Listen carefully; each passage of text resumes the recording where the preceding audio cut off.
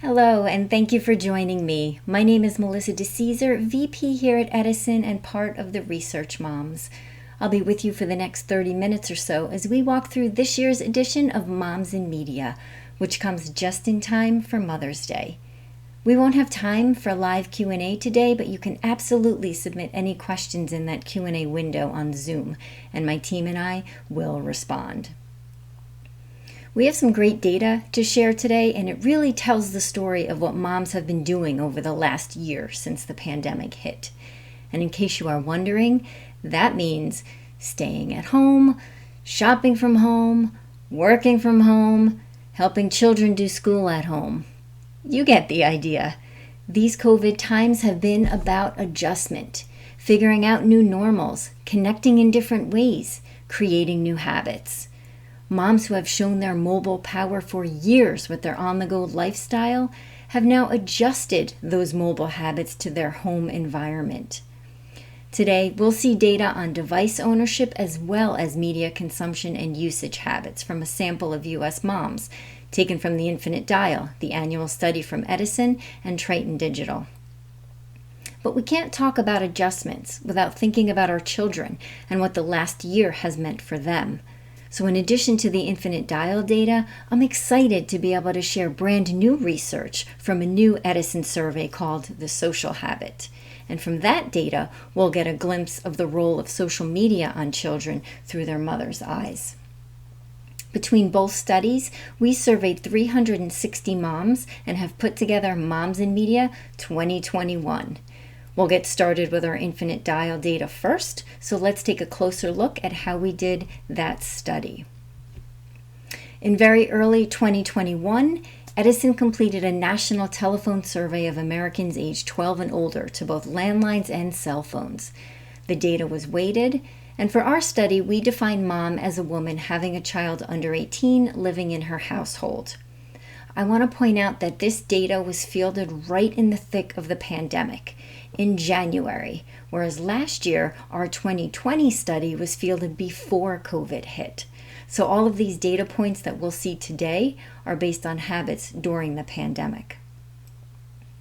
So first up here, we see age for our mom sample. And we have the biggest slice at 42% going to moms 35 to 44. 30% are age 25 to 34, and another 20% are those age 45 to 54. The youngest moms, 18 to 24, made up 2%, and those 55 plus came in at 6%. The mean, or average, age of moms in our sample was 40, which was where it was last year as well. So here we see the first look at the effects of COVID, and it's in our trend for employment. Now in early 2020, when Infinite Dial was fielded, we didn't even know what COVID was. But by January 2021, the pandemic was surging and had already taken a heavy toll on employment across the country. In addition to the job losses due to shutdowns, many parents had to be home with their children doing remote school, and working was just not a viable option. And you can see the changes here among moms. Full-time and part-time employment are both down from last year, and temporarily unemployed is up from 6% last year to 9% this year. We'll get started with our presentation today by looking at the devices that moms use. 89% of moms own a smartphone in 2021. And smartphones have really become an extension of ourselves, doing so much more than probably anybody could have imagined. Smartphones have been critical over the last year as many of us were working from home and moving about our homes in makeshift workspaces. Smartphones became a good stand-in for computers, allowing for all of those video calls and communications. Our reliance on smartphones will continue as they keep getting smarter and smarter, with more functionality emerging all the time. For most of us, it's hard to remember how we got through our days without a smartphone. But there was a time when smartphones weren't as prevalent. Here we see some trend data from 2012, and the percentage of moms who owned a smartphone was 61%. So as mobile became a part of our lifestyle, moms never looked back, bringing us to that 89% we see today. Tablets remain popular with moms. They are mobile, they can be used by the kids, and they have a bigger screen than smartphones. So that makes them a winner for streaming movies and other video content. Nearly 70% of moms this year reported owning some kind of tablet. After holding steady for the last 2 years, smart speaker ownership has surged among moms. 46% of moms reported owning some kind of smart speaker, and it makes complete sense with the events of the last year. Being at home and adjusting to a new kind of normal, as moms balance work, virtual learning, and keeping a household together, these devices are mom's little helper. Smart speakers make it easy to add to a grocery list, to set an alarm for children to log back into school, to play music, to get news updates. I could go on and on. There is no doubt that smart speakers are definitely having their moment with moms. So when mom does need some help, she's more likely to ask Alexa. Among moms who own a smart speaker, 72% own an Amazon device with Alexa. And you see just over 50% there for Google Home, and just 5% of smart speaker moms reported owning an Apple HomePod.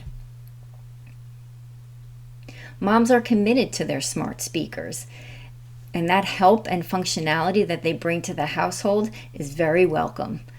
So much so that most smart speaker moms want more than one. 58% of smart speaker moms report owning 2 or more, whereas 42% report owning 1. The average number of smart speakers in a household is 2.7. Staying on that theme of voice-assisted technology, 63% of moms use some form of voice-operated personal assistant. Helpers like Siri, Alexa, and Google Assistant.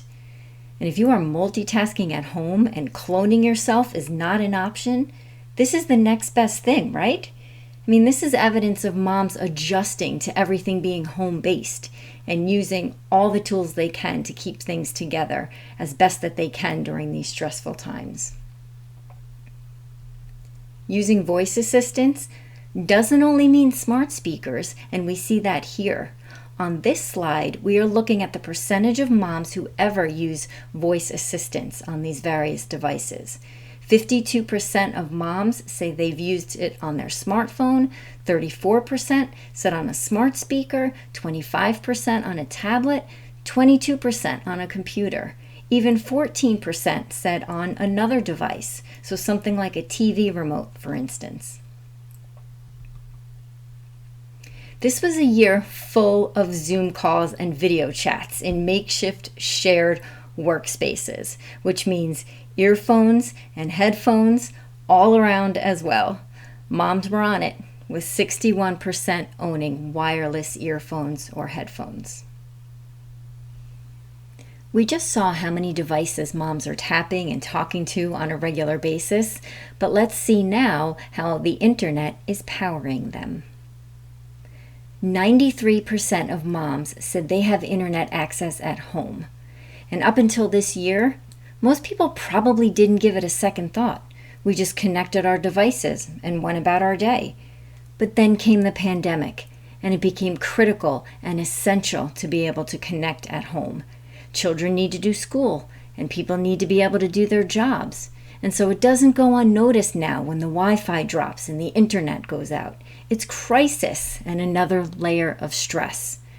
But spotty internet is still internet. Let us not forget that there is still that small percentage of moms who don't have internet access at home at all. And what do they do? And what do their children do for school? These were some of the big questions that were raised in the last year when children could not go to school in person. The importance of internet access was pushed to the spotlight.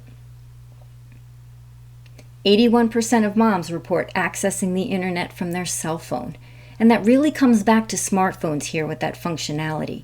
Moms have been living that mobile lifestyle for years, and they continue that behavior now, even if it means being mobile mostly inside their home while moving from room to room. Here we have the self-reported time with each form of media. And remember, this was fielded in January when COVID was raging. So in our new adjusted normal, this is what mom's daily media time looks like. Moms reported spending on average about 1 hour and 12 minutes listening to radio, about 2 hours and 11 minutes watching television, and then 4 hours and 16 minutes using the internet daily. And this is all reflective of the year we've had. Radio took a hit when commuting to work stopped, and the internet is even more essential now with working and schooling from home. And we see here just how much more time moms are giving to the internet. Moms reported spending about 23 more minutes with the internet in 2021 than they did in 2020. And remember, the 2020 study was fielded prior to the pandemic. The internet now is just dominating mom's media time. We will now take a look at our section on social media usage. Our data this year shows us that 93% of moms are using some kind of social media. And moms have always been very engaged with social media, but in this pandemic time, we see a very solid 93%. And that's up from where it was last year at 87%, to give you some context. Again, this past year was a year of adjusting and finding ways to stay connected and informed. Social media checks that box for moms. Just like I did for smartphones, I dropped this throwback trend in here to show the dramatic increase in social media usage. Back in 2012, less than 3/4 of moms were using social media. Fast forward, and you see that 93% for 2021. Getting a little more specific now, here we have the percentage of moms using each of these social networking sites. Facebook remains at the top with 85% of moms using it, but notable here is the increase for LinkedIn to 29%, which makes sense since many lost jobs and were looking for new ones. And also here Twitter, which went from 18% of moms using it last year to 27% this year. However, the biggest story on this page is TikTok, going from 8% last year to 26% this year. TikTok is huge with teens, showcasing dances and other high entertainment value videos, so it's not surprising that moms would turn to this, especially if their kids are using it and introducing them to it. We just saw a pretty wide field of different social media sites, with Facebook topping that graph with an 85% usage by moms. But now on this slide, we're looking at the percentage of moms who use any social media site and use Facebook the most.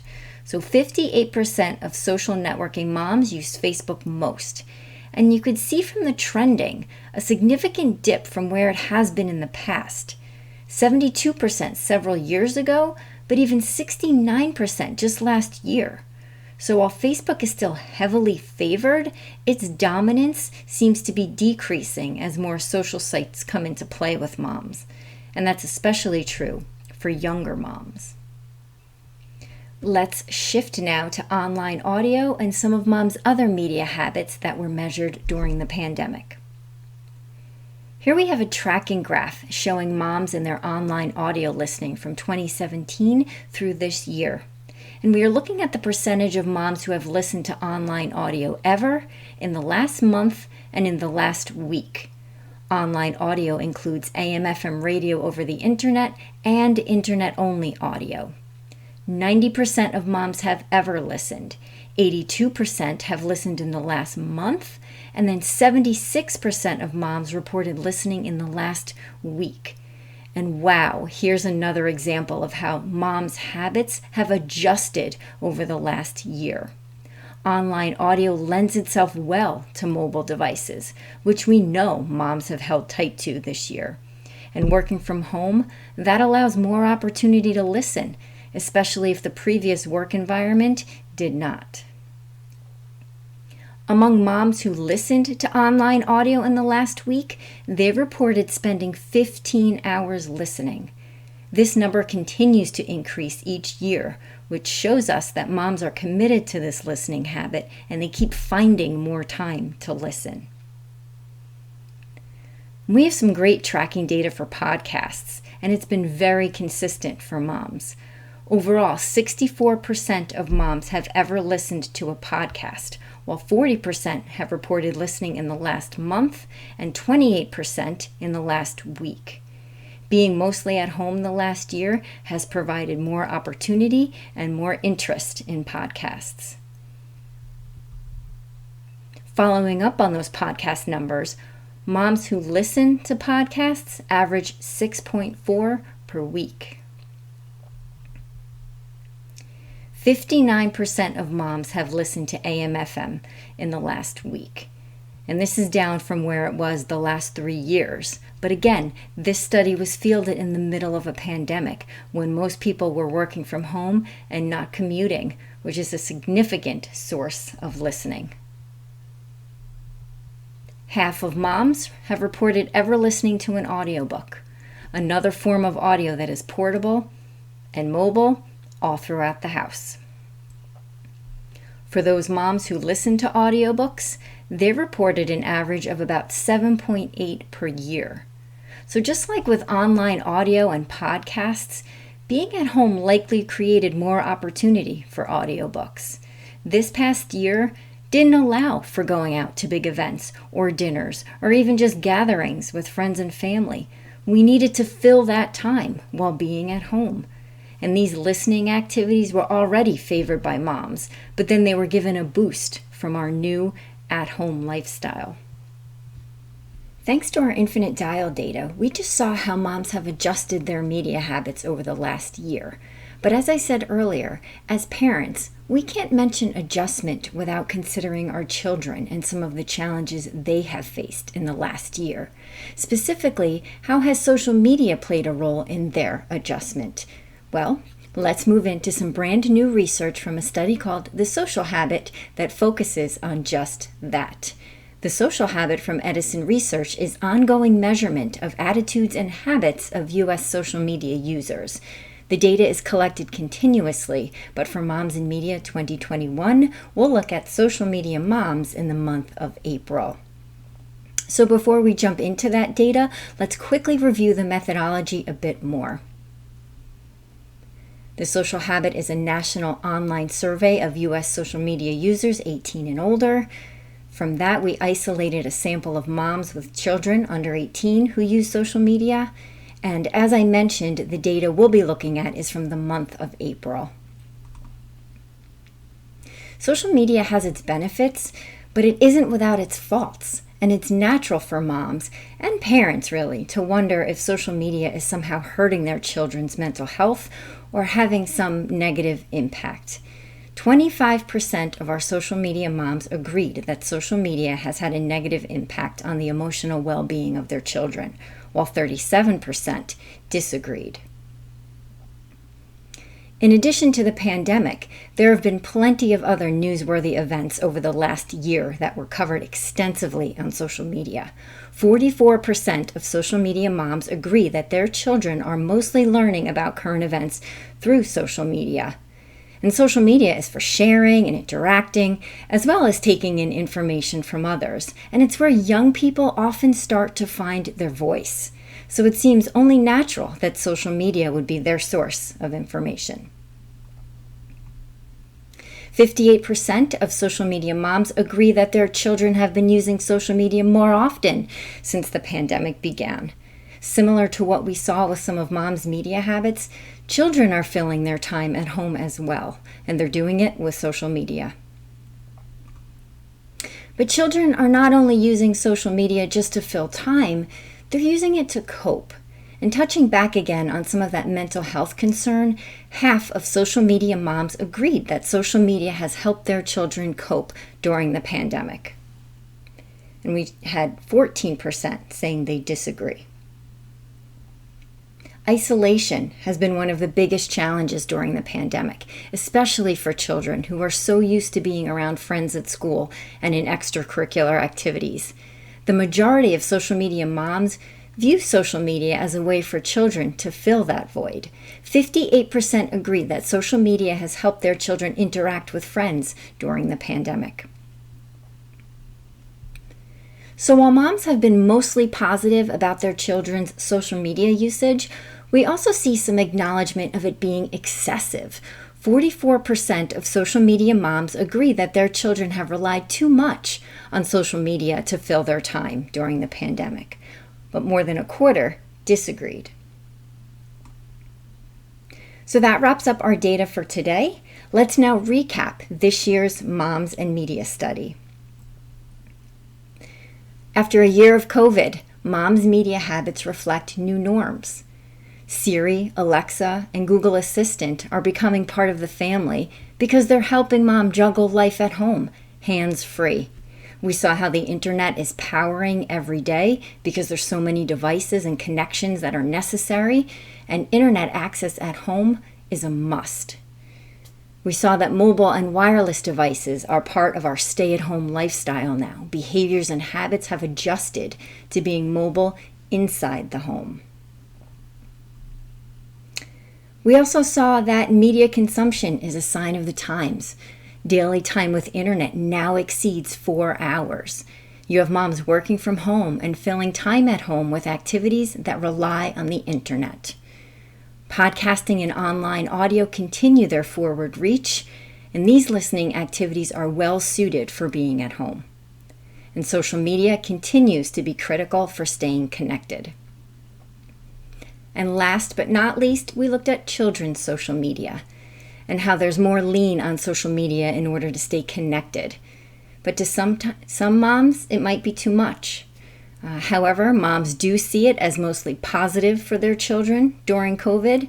It's helping them to interact with friends and cope with the pandemic. And finally, it's a source of what's been going on outside of their bubble. Children are learning about current events from social media. So thank you all for logging in and spending some of your time with me today. Don't forget to send us your questions and be sure to keep an eye out for our next webinar on Tuesday, May 18th. And that one is called Clubhouse Users in America 2021.